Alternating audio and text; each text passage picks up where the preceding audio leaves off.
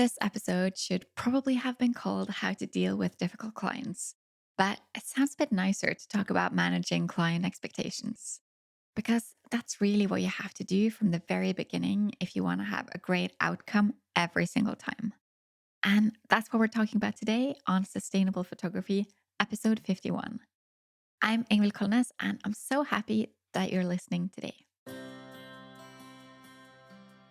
You're listening to Sustainable Photography, where you get support and education to build your profitable business in a way that supports your way of living. I'm Ingvild Kolnes, and after 11 years as a photographer, I want to share what I've learned with you. So if you're looking for confidence, inspiration, and to the point tips, keep listening. For full transparency, I also want you to know that I'm a mentor with paid offers, and I might mention some of those in this episode. Coming across difficult clients at some point is unavoidable. Even the photographers you see on Instagram who are bragging about their clients and how wonderful everything is, they have them too. So, is the customer always right? No, absolutely not. But it's not a good idea to tell them that. Actually, the best thing that you can do is to get clear on what you do and what you don't do and who you want to work with, and have that all shine through on all of your platforms. So when someone finds you, they'll know if you can help them or not. I actually had a lot of fun coming up with these different difficult client profiles that I'm going to tell you about next. They're based on clients that I've come across in one way or another. First, we have the impatient client. A few hours have passed from their shoot and they want to know where their photos are. I've had clients a week after their wedding day ask for all their images. And that's after they've had their previews sent to them and after it's stated clearly in the contract that delivery time is 8 weeks. It's after letting them know in multiple ways that delivery time is 8 weeks, and still after 1 week, where are my images? So, how to solve this? Well, you want to let them know multiple times when to expect their images. You want to tell them a longer than needed deadline, and you want to deliver ahead of time. If you do this and it's not working, it's a sign that you need to find a new way of communicating your delivery time. Talk to them again and again. Make sure that it's stated in their contract. Tell them before you leave them on their shoot. Email them after their shoot to remind them. Just don't give up. If it's not working, add on multiple ways of letting them know and different ways of communicating. Writing, speaking, in person. Just try again and again. Then you have the demanding client. You've let them know you only do portrait sessions from Monday to Thursday, yet they insist on you showing up on a Saturday. I've had this happen where a couple was getting married and I let them know you have to choose a day between Monday to Thursday. And they said, oh, we can't do then. We're working. So it has to be on a weekend. And I didn't really know how to handle it because I was too young and too inexperienced. So I had to just give in. But the truth is that you don't. So, how to solve this? You want to give them your terms and conditions before you book, which means that you have to get clear on your terms and conditions before you book clients. Because if you don't, then things like this will show up and you don't really know how to deal with it. And the easiest thing when someone comes to you and they say, oh, the photographer over there was a lot more flexible, or someone that we know said whatever.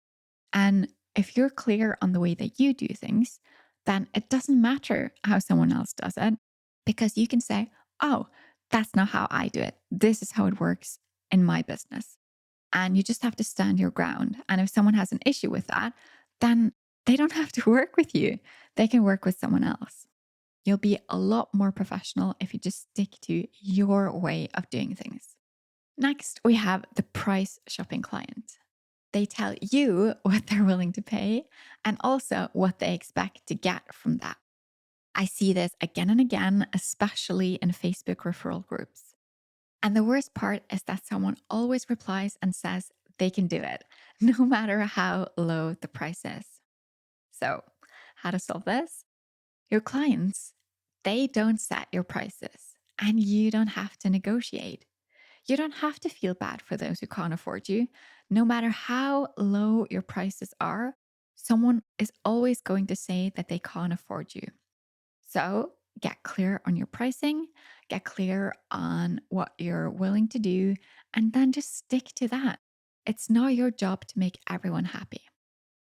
Next is the self conscious client.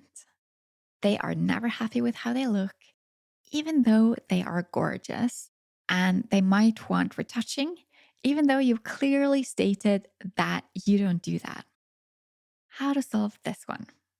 In this case, you have to realize that people who are unhappy with how they look are probably not going to be happy with their photos. A quick solution to this is to communicate clearly that you don't retouch or modify appearances.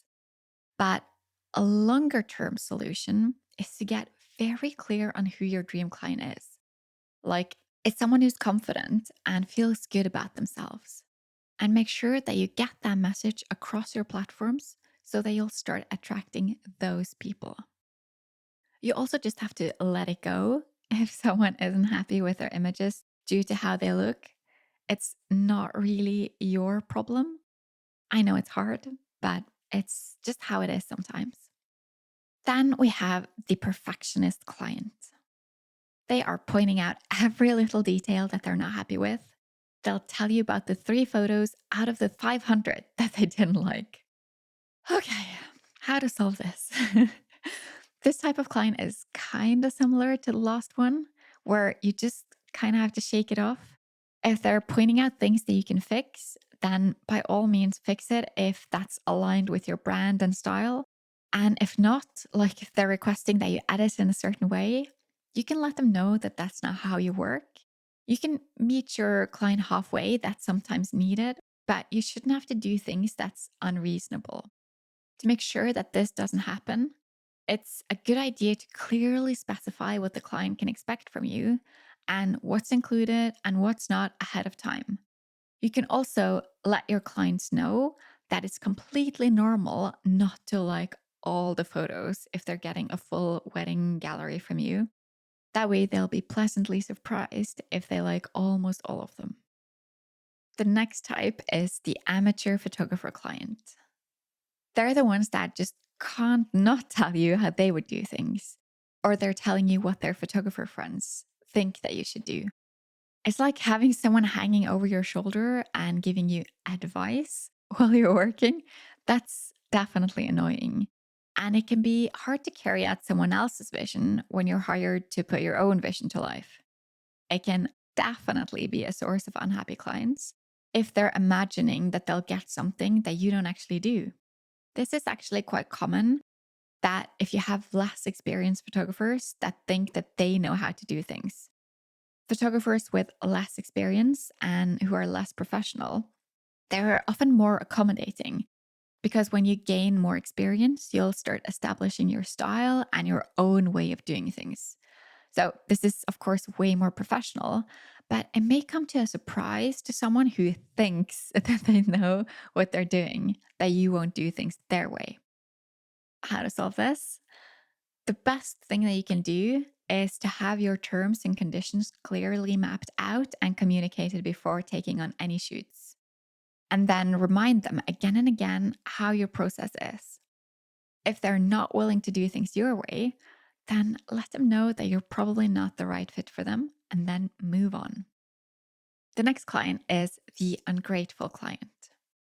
This is where you're giving them extra images and they're complaining about it. It's when you give them a discount and they're still talking about how expensive it is. Or when you go above and beyond helping them out and they're still wanting more. This is actually kind of easy to solve, but it's really hurtful when it happens. But whenever you give a bonus or you give a discount, let them know. Tell them, hey, you just got a 20% discount today. Or I included 5 more images for you because I thought you should have them. People don't know how to appreciate it if not. But I want you to be careful because if you give away too much, people might start to think that they've overpaid or that it's okay to ask for even more. And They most likely expect the same thing the next time around. So be careful not to give away more than you can sustain in the long run. Then you have the indecisive client. They don't know what they want or where they want to have it. They don't know if they should have their wedding portraits taken before or after the ceremony. They don't know if they want this or that location, what outfits to choose. You can solve this really easily by having questions ahead of time for them so that you, as the expert, can guide your clients and show them what you think they'll be most happy with. Show them examples and explain why something is the better offer and explain why something is the better option. That way, you're helping them out and you don't have to deal with not knowing what's going on. After all, you're the expert. This is a great way of showing what they really paid for. You're not just a photographer, you can guide them and help them to be happy. Then we have the angry client. No matter what you do, they're just annoyed and unhappy, and they let you know about it. It does happen. Everything ticks them off, even things that they've said they wanted and was prepared for. It's suddenly not what they want anymore. This is kind of hard to solve, but experience will teach you to follow your gut feeling and you'll start noticing red flag behavior over time. The best thing you can do is to break ties and realize that you can't make everyone happy. If this happens further down the line when you're already working together, it's harder to break ties, of course. Then you just have to realize that there's nothing you can do. Just let them be angry and then don't worry about it anymore. If that's possible. If it's not possible, then talk to a friend and get all your anger and irritation out and then just pretend to be happy with this client. Just smile and say, thanks for letting me know. Okay. Then we have the refund requesting client. They are unhappy with something and are demanding a refund. And it doesn't really matter to them if it was your fault or not. Their goal seems to be to bully you into giving them a refund, regardless of reasoning. To solve this, you need to know if you made a mistake and if it truly warrants a refund or a partial refund. If it does, then give it. And if it doesn't, then don't let yourself be bullied. Make sure that you come up with refund terms ahead of time. You don't have to share it with anyone, but that way you can know if it's right for you so that you can stay in alignment with your terms. Finally, we have the red flag client. When you're meeting this client, you can immediately tell that something is off. Although you might not know exactly what it is, something feels wrong.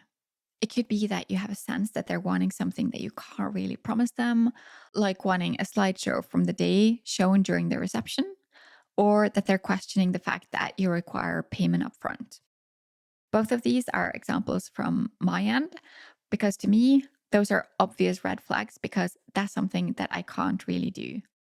And my solution then is to turn them away. To you, those requirements might be completely fine. So I can't tell you how you should run your business, but I know that if I'm putting together a slideshow before the dinner, I'm missing moments that I should be capturing.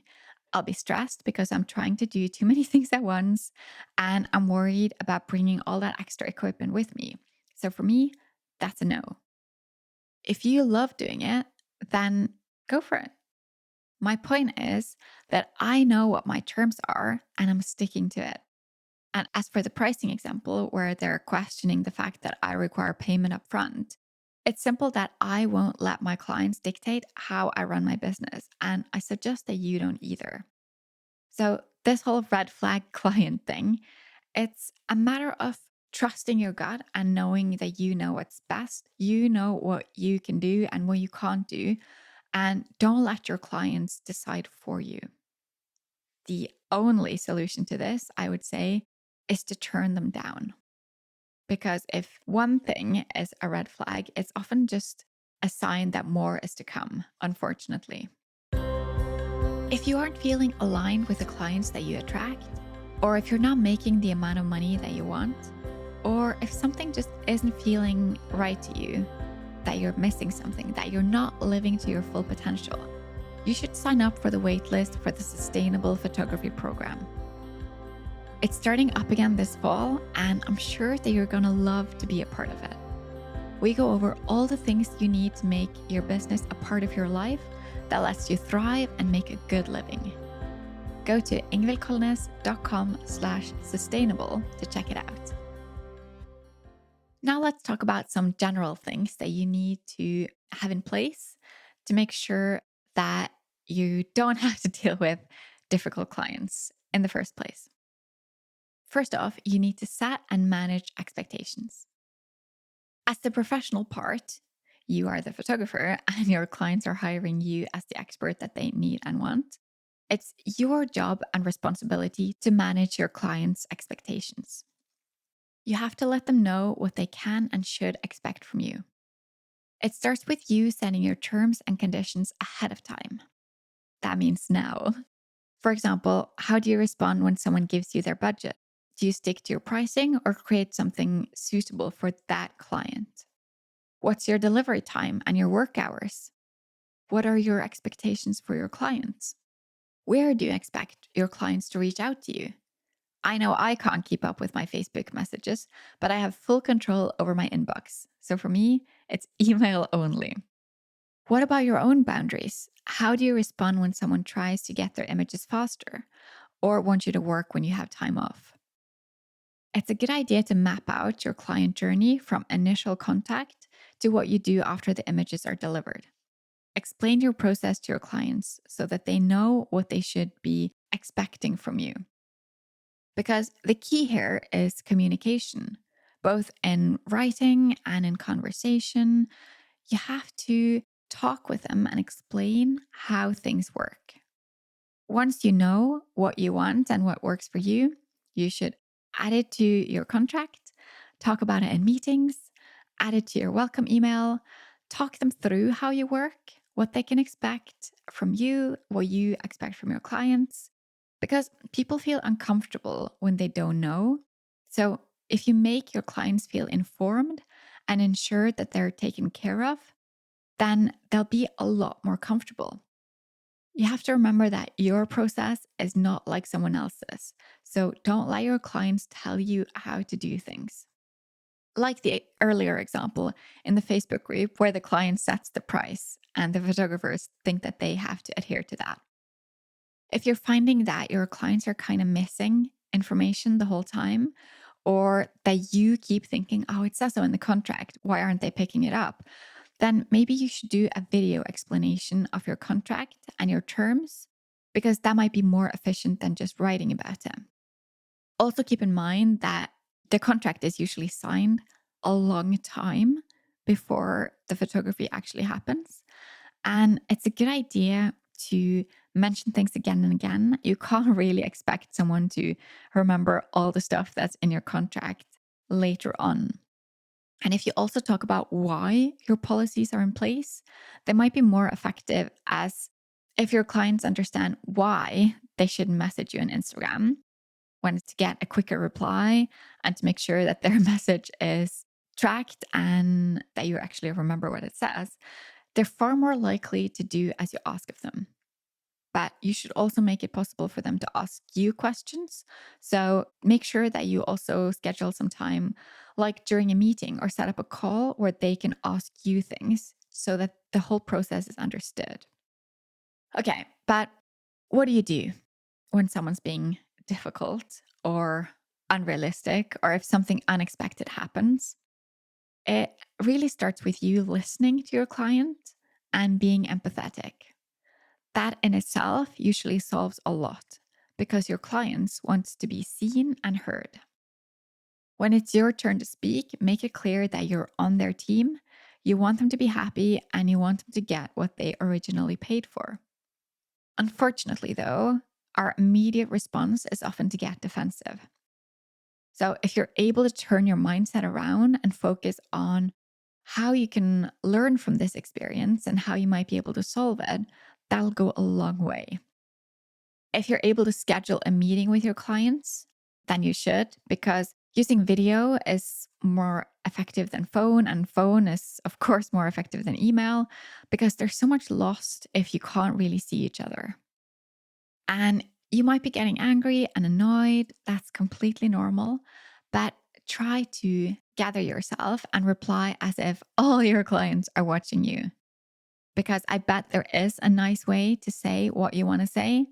So just take a few minutes and gather your thoughts before you reply. And if someone's asking for more than what they've paid for, a good reply is to say something like, sure, we can do that. It's whatever extra. Instead of just saying no or that's not included, make it an offer instead. That's more accommodating and it's more profit for you as well. After you've had a meeting, try to follow up in writing, like an email where you recap everything you discussed and agreed on. And if there's no way that you can agree, you're actually allowed to let your clients go and just say, I'm sorry, I can't help you. We can't work together. And sometimes you might want to give in to their demands as well, if that's easier for you. But whatever you do, I don't want you to take it personally. Some people are impossible to please, and we all make mistakes and we take on clients that we know we shouldn't have, or we forget steps along the way that end up causing trouble. But I believe in you. You've got this. It's all going to work out. Thanks for listening to Sustainable Photography. Head over to Instagram at Ingvild Kolnes to tell me what you want future episodes to be all about. Check out the show notes over at ingvildkolnes.com/podcast. You can learn more about the Sustainable Photography program and sign up for the waitlist there. To get more of this content, make sure you subscribe to the podcast and leave a review. Your support makes all the difference. Talk soon.